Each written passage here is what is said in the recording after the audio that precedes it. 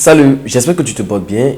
Alors, nous allons parler aujourd'hui de la différence entre passif et actif. Déjà, il faudrait que tu comprennes que réussir voudra dire que tu comprennes d'abord certaines choses qui te permettront de pouvoir faire entrer d'argent. Faire de la richesse nécessite la compréhension de certains concepts très clés qui vont te permettre de pouvoir faire accroître ton business. Alors, déjà, abonne-toi avant qu'on commence.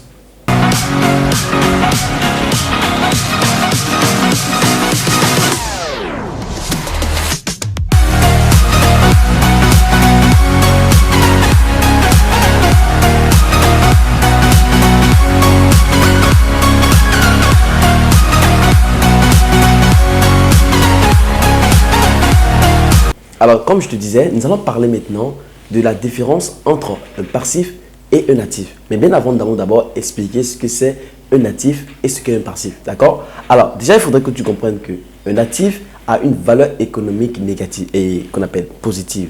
Et un passif a une valeur économique négative. Alors, pourquoi? Un actif, déjà, je vais t'expliquer ça de manière très simple. Dans le monde de l'entrepreneuriat, parce qu'après, nous allons parler des sources de revenus passifs qui peut-être te sembler pas une bonne compréhension. Alors, il faudrait que tu comprennes de manière terre à terre ce que je vais t'expliquer. Alors, je prends l'exemple.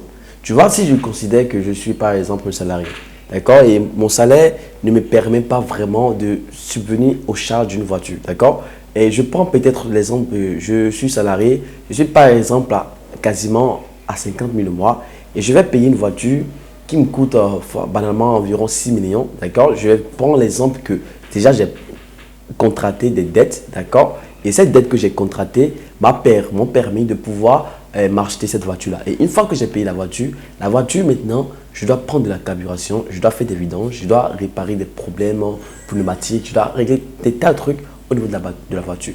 Alors, si je recommence par le fait que tu as contracté des dettes, il faudrait que tu comprennes que déjà, cette dette que tu as contractée a une valeur négative parce que la dette te permet de pouvoir sortir de l'argent de ta poche et de pouvoir la rembourser avec intérêt. Ça, c'est la première des choses qu'il faut comprendre. Maintenant, la deuxième chose, quand j'ai ma voiture, je prends de l'essence. Ça me fait sortir de l'argent de ma poche, d'accord? Je fais les dépenses au niveau qu'on appelle de la carburation, au niveau des vidanges, au niveau des problèmes de la voiture. Ça me fait sortir de l'argent. Mais par contre, je prends l'exemple que peut-être cette voiture te rapporte mieux que ça. Il faudrait que tu comprennes qu'il y a pas mal de choses à expliquer là. Alors, le fait que tu as déjà contracté des dettes voudra dire que tu t'es créé qu'on appelle. C'est déjà en fait un problème pour toi parce que c'est déjà plus un actif. Ça te fait sortir de l'argent de ta poche. Ça voudra dire que c'est un passif. Et la voiture quasiment est un passif dans le sens où elle ne t'apporte rien. Mais dans le sens où la voiture que tu as payée t'apporte de l'argent et te permet de faire des plus-values, d'avoir plus de la valeur ajoutée, soit dans le mois ou soit sur l'année. Ça veut dire que la voiture est constituée comme un actif pour toi. Alors, je peux l'expliquer parce que les gens en abusent dans l'explication. Je peux bien être un salarié, avoir une voiture qui m'apporte peut-être qui m'apporte énormément d'argent. Je pense que ma voiture, je fais le transport avec ça, je fais la location avec ma voiture, ça me porte d'argent. Et là maintenant, ça ne devient plus un passif, mais ça constitue un actif. Alors comprenez simple.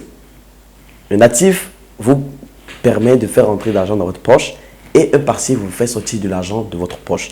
Alors ça, je vois que les entrepreneurs n'arrivent pas à comprendre parce que quand je vois l'entrepreneur, on se dit en fait, voilà, un entrepreneur qui a réussi se dit, voilà, j'ai réussi et il se crée trop de charges. Mais en partie, il crée des charges qui lui permettent de pouvoir faire sortir trop d'argent de sa poche, mais ne lui rapporte pas autant. Mais le grand problème que je trouve aujourd'hui est que les entrepreneurs qui réussissent, et les entrepreneurs, avant de parler des entrepreneurs qui ne réussissent pas, la majorité des gens qui réussissent, on se dit en fait, voilà, ce n'est pas beaucoup de charges, ce n'est pas beaucoup de responsabilités. Je prends un entrepreneur qui fait peut-être banalement 30 000 euros par mois. Il peut se dire en Afrique qu'il va prendre une location de 2 millions. Par contre, quand je prends cette location, au bout d'un an, ça fait 2 millions x 12. Vous voyez comme ça fait? Ça lui fait environ plus de 24 millions. Et je prends l'exemple de 24 millions sur l'année. La 24 millions sur un an peut lui permettre à pouvoir construire sa propre maison la même année. Et cette maison lui permettra à ne plus jamais payer de la location. Alors, le fait qu'il est dans la location voudra dire en fait qu'il n'a pas une bonne gestion de ses actifs parce qu'il se crée des actifs et il se crée pas des actifs, mais il se crée plutôt assez de passifs. Alors, il faudrait que vous ayez l'intelligence financière pour pouvoir gérer vos actions ou ce que vous faites en fait. Avant de faire une action ou avant d'investir dans quelque chose, posez-vous la question. Est-ce que cette chose m'apporte de l'argent? ou est-ce que cette chose ne m'apporte pas d'argent? Alors, quand cette chose a une grande forte valeur ajoutée et ne vous porte pas beaucoup d'argent, qu'on appelle de retour, par exemple, les cadeaux que vous allez offrir ou des choses que vous voulez vous faire pour vous faire du plaisir, ces choses, je peux vous accorder de les faire. Mais les choses que je prends l'exemple, qui ne vous apportent pas de retour, vous voyez, qui ne vous apportent pas vraiment de l'argent en retour, de ristourne, je peux vous garantir de les abandonner, en fait de vous concentrer et maximiser vos investissements sur des choses qui vous apportent énormément d'argent. Alors, si vous êtes en coup d'idée, recherchez plutôt à chercher à comprendre comment vous serez en mesure de pouvoir identifier ces choses afin de ne pas être en mesure de pouvoir mal investir dans votre business. C'est très important. Et aussi, je m'en vais pas vous dire, le fait de pouvoir prendre un équipement électronique qui vous aide dans votre business très cher à 2 millions, à 3 millions, n'est pas un mauvais investissement. En partie, c'est un actif. Je prends l'exemple d'un parc, d'un PC ou d'un téléphone. Un téléphone peut te coûter banalement 1 million, mais cela t'apporte des retours. Or, un téléphone peut te faire, un PC peut te coûter banalement 2 millions, mais t'apporte des retours. Là, la valeur est très importante. Alors, si tu es intéressé plus par rapport au sujet, décris-moi, indique-moi ça dans les commentaires, afin que je puisse t'expliquer plus par rapport aux revenus, afin que tu puisses mieux réussir dans ton investissement. Abonne-toi à cette chaîne YouTube et peace.